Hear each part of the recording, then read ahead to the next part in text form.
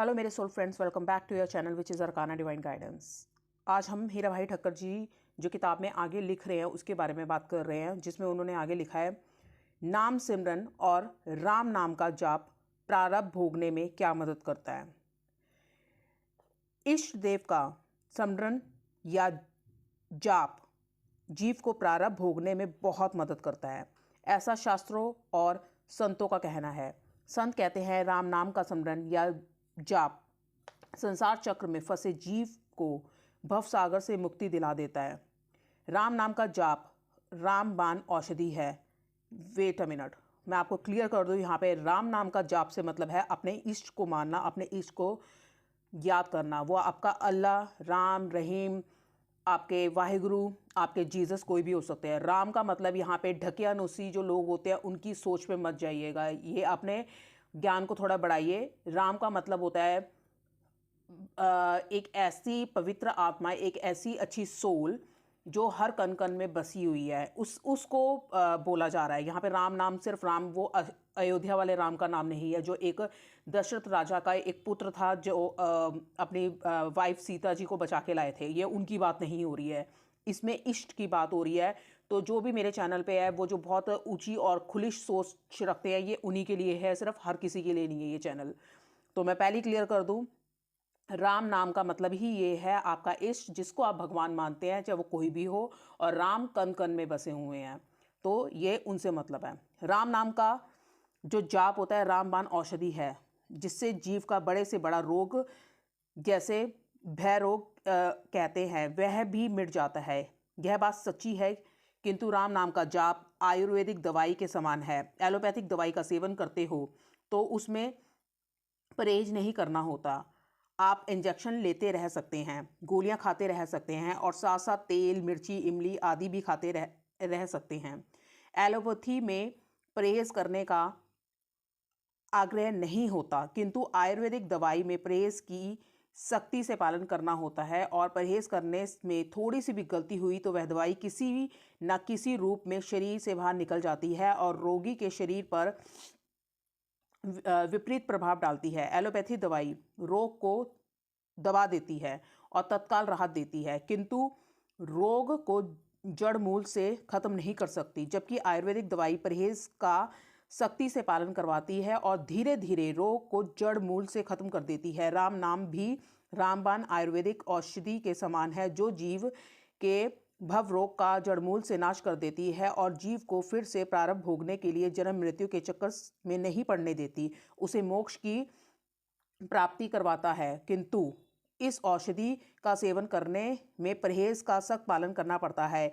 एक भक्त कवि ने परहेज की एक सूची दी है, जैसे कि पहला परहेज असत्य ना बोलना, दूसरा किसी की निंदा ना करना, तीसरा स्वयं की प्रशंसा ना करना और ना ही आप अपनी प्रशंसा सुनना, चौथा कोई वसन ना करना, मतलब कोई एडिक्शन नहीं होना किसी चीज़ का, जैसे दारू, ड्रग्स, इस तरह का कोई एडिक्शन या कोई गलत हैबिट ना होना।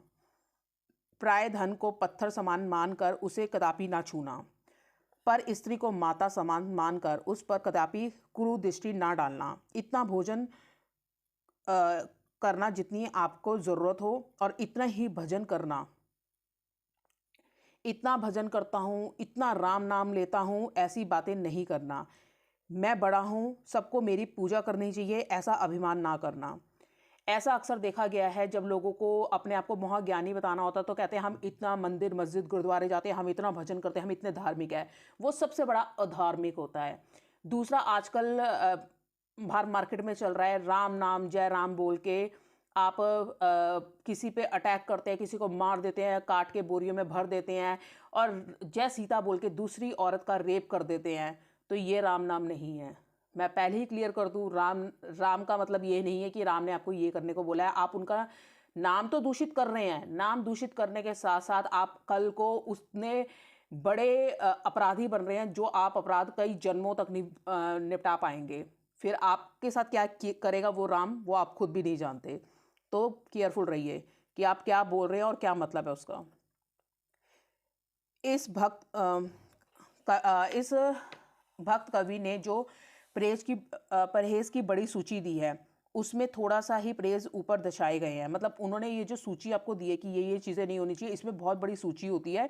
उन्होंने सिर्फ कुछ एग्जांपल्स दिए हैं। ये सभी अथवा इसमें से एक भी प्रेज व्यक्ति दृढ़तापूर्वक करे तो वह व्यक्ति को राम नाम के जाप का रामबाण औषधि इतना लाभ देगी कि उसे प्रारब्ध भोगने में बहुत राहत मिलेगी। किंतु मेरा अपना सभी का यह अनुभव है कि इसमें से हम किसी एक की भी पालना दृढ़ता से नहीं करते।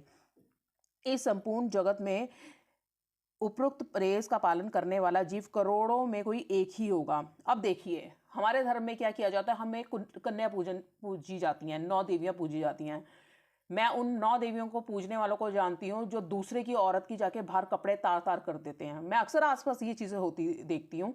तो आप कौन सी माता को, कौन सी कन्या को पूज रहे हैं ये आप भी जानते हैं, और क्यों पूज रहे हैं ये आप भी जानते हैं। तो बी केयरफुल कि अगर आप या तो दिखावा करना बंद कीजिए, या फिर कर रहे हैं तो एक तरफ होके करिए। और ये आप किसी को दिखाने के लिए करने से कुछ नहीं होगा, आपके अपने व्यक्तित्व या स्पिरिचुअल ग्रोथ के लिए ये आपके लिए ज़रूरी है। अगर मैं अल्लाह को मान रही हूँ, मैं राम को मान रही हूँ, मैं वाहिगुरु को मान रही हूँ, तो ये मेरा पर्सनल चीज़ है। मैं लोगों को अगर इसका ढिंडोरा पीट रही, दिखावा कर रही हूँ, तो मैं एक ढोंगी के अलावा कुछ नहीं हूँ। तो ये आपको खुद को पता होता है कि आप कितने बड़े ढोंगी हैं, या कितने बड़े परमात्मा के पास हैं, या करीब हैं, या कितने भक्त हैं उनके, कि उसे प्रारंभ भोगने में बहुत राहत मिलेगी। किंतु मेरा और अपना सभी का अनुभव है कि इससे हम किसी एक का भी पालना दृढ़ता से नहीं करते। यह संपूर्ण जगत में उपरोक्त परहेज का पालन करने वाला जीव करोड़ों में से कोई एक होगा। अगर उपरोक्त परहेज नहीं होता तो सारा जीवन राम नाम लेते रहें और लिखते रहें तो भी निरर्थक है, निरार्थक है।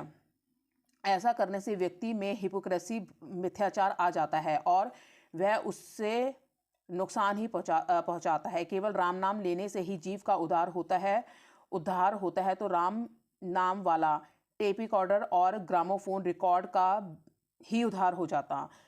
बहुत से लोग सारी जिंदगी राम नाम लेते रहते हैं, लेकिन व्यवहार से वह उपरोक्त परहेज नहीं करते। अपने व्यवहार में उनके वो चीज़ें नहीं होती, इससे उनका उद्धार नहीं होता और कभी होगा भी नहीं। तिलक करते करते 43 साल बीत गए। जाप माला के छेद भी बड़े हो गए। कथा सुनते सुनते कान बहरे हो गए, फिर भी ब्रह्म ज्ञान नहीं मिला। एक मूर्ख को ऐसी आदत थी कि जितने पत्थर दिखते थे उसे भगवान समझकर उनका पूजन करता था। तुलसी का पौधा देखकर उसके पत्ते तोड़कर लाता और पानी देखकर स्नान करने लगता। फिर भी उसका भव रोग नहीं मिटा, क्योंकि उसने उपरोक्त परहेज करे तो उसे रोग ही नहीं हो और दवाई की आवश्यकता नहीं पड़े। लेकिन यदि वह परहेज ना करे तो भी उसे दवाई लेने की कोई आवश्यकता नहीं है, क्योंकि दवाई उसे कोई लाभ नहीं देगी। ऊपर दिए गए परहेजों का यदि ठीक से पालन किया जाता है तो राम नाम लो या ना लो, दोनों समान है। कुत्ते, बिल्ली, घोड़े, गधे, पशु पक्षी, कीड़े मकोड़े आदि राम नाम नहीं लेते, किंतु सभी जीवों पर भगवान एक ही जैसी दृष्टि, एक ही जैसी कृपा करता है। भक्त कवि आगे एक अन्य जबरदस्त परहेज बताते हैं। यह परहेज इस प्रकार है। मैं हरि का हूँ, हरि मेरा रक्षक है। यह भरोसा नहीं मिटना चाहिए। जो हरि करेंगे वह मेरे हित के लिए ही करेंगे। इस निश्चय में कोई बदलाव नहीं होना चाहिए। मतलब आप अगर भगवान नाम से किसी चीज़ को मानते हैं कि यूनिवर्स में कोई भगवान, कोई शक्ति है, तो आपको उस पर अटूट विश्वास होना चाहिए कि वो हैं, तो हमारा कुछ गलत हो ही नहीं सकता। हम लोग विश्वास करते ही नहीं है। हम लोग 2 रुपए की, 10 रुपए की बूंदी, लड्डू, चादर और इस तरह के प्रसाद चढ़ा के भगवान को अपने गुलाम बना लेना चाहते हैं। भगवान की हम चरणों में गिरते ही नहीं है, कभी अरदास ही नहीं करते जाके। तो ये सब दिखावा चल रहा है लोगों का। भगवान प्रारब्ध भोगने में क्या मदद करते हैं? क्रियामान कर्म को नियंत्रित करने में निष्काम कर्म योग मदद करता है और प्रारब्ध कर्म को नियंत्रित करने में भक्ति योग मदद करता है। भगवान की भक्ति करने से प्रारब्ध भोगने में बहुत राहत मिलती है। यह वास्तविकता है। शास्त्र और संत इसके साक्ष्य हैं। किंतु भगवान की भक्ति कैसे की जाए, इसे स्पष्ट रूप से समझना चाहिए। भक्ति का मतलब है भगवान का कहना मानना, वैसा ही करना। मैं अपने पिता की भक्ति करूं, उसके गुणगान करूं, किंतु उनका कहना ना मानूं, उनकी आज्ञा का पालन ना करूं। वह मुझे पढ़ाई करने को के लिए कहें और मैं पढ़ाई ना करने बैठूं। वह मुझे बदमाशियां करने से रोके, फिर भी मैं बदमाशी करूं, तो मेरे पिताजी की भक्ति की ऐसी नहीं माना जाएगा। इससे विपरीत उनकी अवज्ञा से मैं उनका उद्वेग करता हूँ, यही सिद्ध होता है। अब इसमें इन्होंने बोला गया है कि जैसे हमारे प्रारब्ध कर्म है वो तो हम भक्ति से काट सकते हैं। मतलब ये चीज़ें क्लियर है कि जो हमारा प्रारब्ध लिखा गया, जो हमने करके आ गए हैं, उसकी जो अब हमें फल मिलेगा तो उसको हमें भोगना ही पड़ेगा, चाहे हंस के भोगे चाहे रो के भोगे। तो भक्ति भाव में आ जाएंगे तो वो आपके काटने आसान हो जाएंगे। हम भगवान की आज्ञा अनुसार ना चलें और भगवान की भक्ति अर्थात केवल उसका नाम स्मरण करें, गुणगान करें, चंदन आदि लगाएं, मंदिर में दर्शन करें, इससे तो इतना ही सिद्ध होगा कि यह भक्ति नहीं है। सारी रात मंजीरे पीटते रहने से कोई भक्त नहीं हो जाता। भगवान ने भक्त के लक्षण भगवत गीता के 12वें अध्याय में अंतिम श्लोक में बताए हैं। उसमें भगवान ने यह नहीं कहा कि जो 4 फीट की चोटी रखेगा या 1.5 फीट की दाढ़ी रखेगा, लुंगी या जनेऊ धारण करेगा, वह मेरा भक्त माना जाएगा। भक्त के लक्षण भगवान ने स्वयं गीता में बताए हैं। भगवान के भक्त के लक्षण बताए हैं और कहा है कि ऐसे लक्षण वाला मनुष्य ही मेरा भक्त कहलाएगा और वही मुझे प्रिय होगा। इनमें से एक भी लक्षण हमारे अंदर ना हो तो हम स्वयं को भक्त की श्रेणी में नहीं रख सकते और भगवान के प्रिय भी नहीं बन सकते। मैं ऐसा जाहिर करूं कि मैं बिरला सेठ का बेटा हूं और मुझे बिरला सेठ की संपत्ति में से हिस्सा नहीं मिला जाएगा। अगर मैं ये बोल दूं कि मैं सेठ का बेटा हूं और इससे मतलब मुझे उसमें संपत्ति में हिस्सा नहीं मिल जाएगा, लेकिन यदि खुद सेठ खड़ा होकर जाहिर करे कि मैं उनका बेटा हूं तो ही मुझे सेठ की संपत्ति में हिस्सा मिलेगा। इस तरह खुद भगवान खड़े होकर यह कहें कि मैं भगवान द्वारा कथित लक्षणों को धारण करता हूं तो ही मैं उनका भक्त माना जाऊंगा और तो ही वह नरसिंह मीरा, जो नरसिंह थे मीरा की तरह मेरा भी प्रारब्ध भोगने में मदद करेंगे। इसके बावजूद भगवान जगत पिता हैं और उनकी अच्छे बुरे भक्त अभक्त सभी जीवों पर अनुकंपा रहती है क्योंकि वह दया के सागर हैं। मैं अपने पिता का कहना ना मानूं और उनके मना करने पर भी विपरीत आचरण करते हुए वरांडे के ऊपर चढ़कर वहां से छलांग लगाऊं। ऐसा करने के दौरान यदि मेरे हाथ पैर टूट जाएं तो भी मेरे पिता मुझ पर दया करके मुझे वैद्य के पास ले जाएंगे। वहां जाने का किराया भी खर्चेंगे, वैद्य की फीस भी देंगे, घर लाकर मुझे कोमल बिस्तर पर सुलाएंगे और मेरी सुरक्षा भी करेंगे, दवाई भी पिलाएंगे, मौसम्बी आदि का भी खर्च करेंगे और ऐसे वचन भी बोलेंगे, डांटेंगे भी मुझे। लेकिन यदि मैं उनसे ऐसी मांग करूं कि पिताजी मुझे पैर में बहुत वेदना हो रही है तो वह आप ले लो, तो मेरे पिताजी मेरे पैर का दर्द नहीं ले सकते, वह दर्द तो मुझे ही भोगना पड़ेगा। इसी तरह मनुष्य भगवान की आज्ञाओं का उल्लंघन करके कुकर्म करता है तो वह कुकर्म पके हुए प्रारब्ध के रूप में उनके सामने जरूर आते हैं। वह प्रारब्ध उसने स्वयं ही भोगने पड़ते हैं। कर्म के नियम के अमल में जगत पिता भी हस्तक्षेप नहीं कर सकते। खुद भगवान राम पर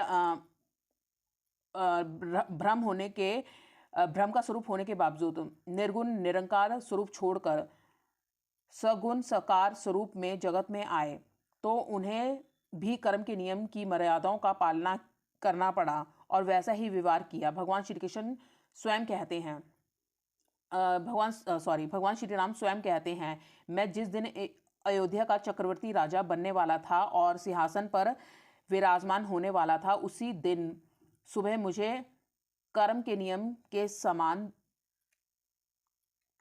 देकर जटाधारी तपस्वी का वेश धारण कर वन में जाना पड़ा। भगवान श्री राम अपने पिता दशरथ की पुत्र वियोग में होने वाली मृत्यु रूपी प्रारब्ध को भोगने में उनकी कोई मदद नहीं कर पाए। उन्होंने कम से कम 14 वर्ष का एक्सटेंशन तक नहीं दे पाए। मतलब वो अपने भगवान का भ्रम का स्वरूप होते हुए भी वो अपने पिता दशरथ को 14 साल तक और नहीं दे पाए, उन्हें जाना ही पड़ा। जिन भगवान श्री राम के चरण रज के स्पर्श मात्र से जो शीला थी, जो पत्थर था, अहिल्या बन गई। मतलब वो एक पत्थर उनके चरण को स्पर्श करते ही अहिल्या का रूप धारण कर लिया, पत्थर को जीवन दान मिल गया। वहीं भगवान अपने पिता को जीवन दान नहीं दे पाए क्योंकि अहिल्या के पाप पूर्ण हो गए थे, उन्होंने अपना प्रारब्ध भोग लिया था, इसलिए उनका प्रारब्ध उन्हें जीवन दान देने के लिए तैयार हो गया था। जबकि राजा दशरथ ने श्रवण का वध किया था, वह पाप प्रारब्ध बनकर उन्हें फल देने के लिए सामने आ गए थे। तो उसमें भगवान होते हुए भी राम उनकी कोई मदद नहीं कर पाए थे। इससे भगवान भी हस्तक्षेप नहीं कर सकते थे। इसलिए भगवान ने गीता में स्पष्ट कहा है, गवर्नर का कानून पास किया हो और वाहन, जैसे कोई गवर्नर है किसी स्टेट का, अगर उसने कोई कानून पास किया है तो कि वाहन बाई और चलाया जाएगा, तो वो फिर वो खुद जो गवर्नर भी है वो अपनी मोटरसाइकिल भी दाहिने और चलाए तो छोटे से छोटा पुलिस वाला भी उसकी मोटरसाइकिल को रोक सकता है। अगर उसने पास कर दिया कि बाई तरफ ही चलेगा और अगर वो खुद दाई तरफ चला रहा है तो भी उसको कोई भी रोक सकता है, पुलिस वाला। इससे गवर्नर का कुछ नहीं चलेगा क्योंकि वो रूल तो पास हो गया, सबके लिए मान्य है, पर अगर गवर्नर खुद ही उसको तोड़ रहा है तो इसमें उसको भी बख्शा नहीं जाएगा। भगवान स्वयं चाहते हैं कि उनके बनाए कर्म के नियम का सख्ती से पालन हो, इसलिए मानव को उसकी आज्ञा अनुसार भक्ति योग से अपने प्रारब्ध कर्म को भोगना चाहिए। आज के लिए सिर्फ इतना ही। नेक्स्ट में हम पढ़ेंगे भगवान से हम सब क्या मांगते हैं। भगवान से हम सब क्या मांगते हैं। तो आज के लिए हीरा भाई जी को हम यहीं पे विराम देते हैं, क्योंकि हमें चीज़ें सिर्फ पढ़नी नहीं होती, चीज़ें पढ़ के उसे सोचना होता है, उसे समझना होता है, उसके ऊपर विचार करना होता है और कोशिश करें हम अगर उसमें से 2 चीज़ें भी ग्रहण कर लें तो हमारी ज़िंदगी स्वर्ग बन जाए। आई होप आपको ये वीडियो पसंद आई होगी। प्लीज़ लाइक ज़रूर कीजिएगा। कई लोग सिर्फ सुन लेते हैं, लाइक नहीं करते हैं। मैं मान सकती हूँ आज के टाइम पे माया बहुत इंसानों पे छाई हुई है, पर अगर आप माया में फंसे रहेंगे तो फिर इसी तरह जानवरों की उसमें आते रहेंगे चोले में, कभी इंसान की श्रेणी में जा ही नहीं पाएंगे। तो कम से कम दूसरों अगर आप देखते हैं तो दूसरों को अप्रिशिएट करने के लिए एक लाइक कर सकते हैं, और अगर वो भी नहीं कर सकते तो फिर भगवान ही मालिक है आपका। धन्यवाद।